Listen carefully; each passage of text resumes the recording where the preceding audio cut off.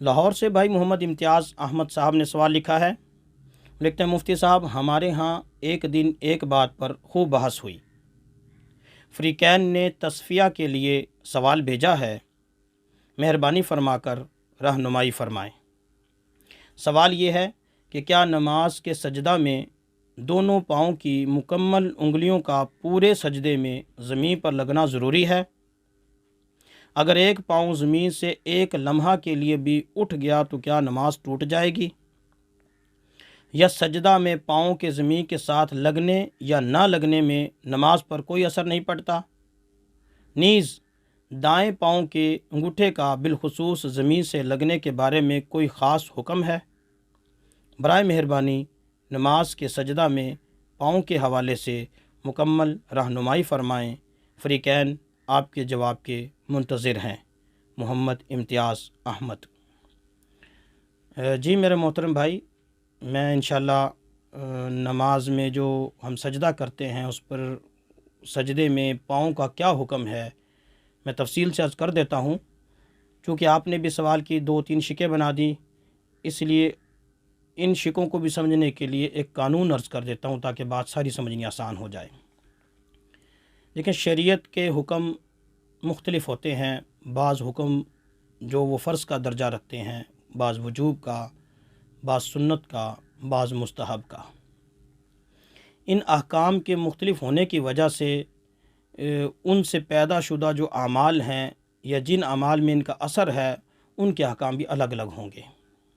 اب اس بات کو مزید میں آسان کر کے پیش کرتا ہوں کہ نماز کا کامل نماز کا جو سجدہ ہے، کامل سجدہ یہ ہے نماز میں جو کامل سجدہ کیا جاتا ہے کہ وہ ہمارے ہاتھ زمین پر ہوں، ماتھا بھی ٹکا ہوا ہو، ناک بھی زمین پر ٹکی ہوئی ہو، گھٹنے ہوں، اور پاؤں کی جو انگلیاں ہیں، سارے پنجے جو ہیں وہ قبلہ رخ ہو کر مطلب سارا پنجہ زمین پر لگا ہو، یعنی پاؤں کی 10 انگلیاں زمین پر لگی ہوئی ہوں۔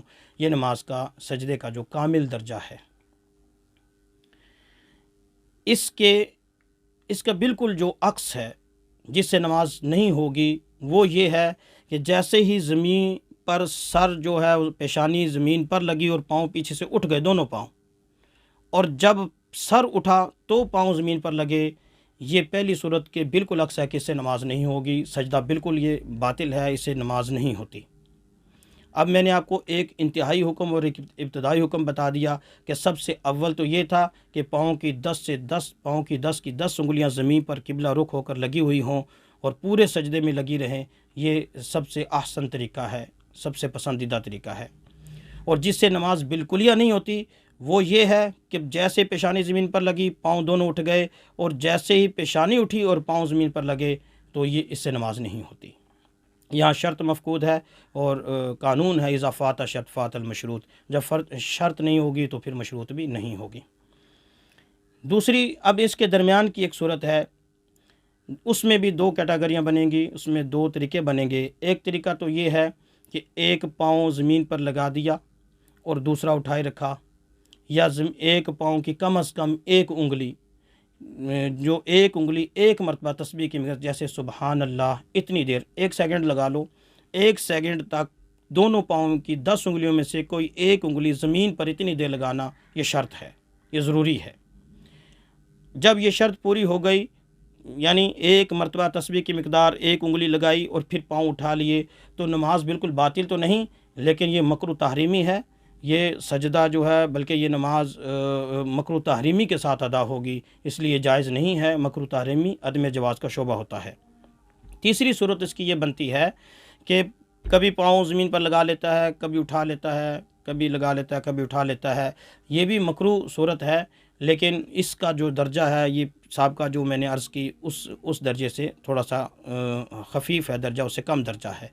لہٰذا نماز کو ادا کرنے کے لیے ضروری ہے کہ پورے پاؤں سارے لگائے جائیں، سب سے اچھا طریقہ ہے تاکہ نماز کامل درجے پر مکمل ہو۔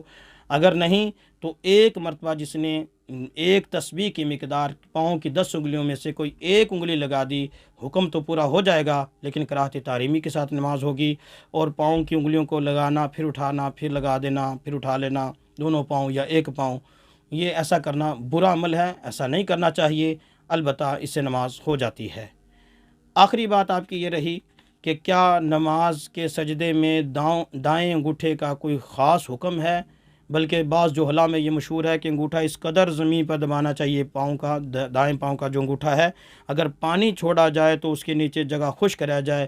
یہ محض من گھڑت بات ہے، جہلاء کی بات ہے، شریعت کے ساتھ اس کا کوئی تعلق نہیں، شریعت کی تعلیمات میں سے ایسی کوئی بات نہیں ہے۔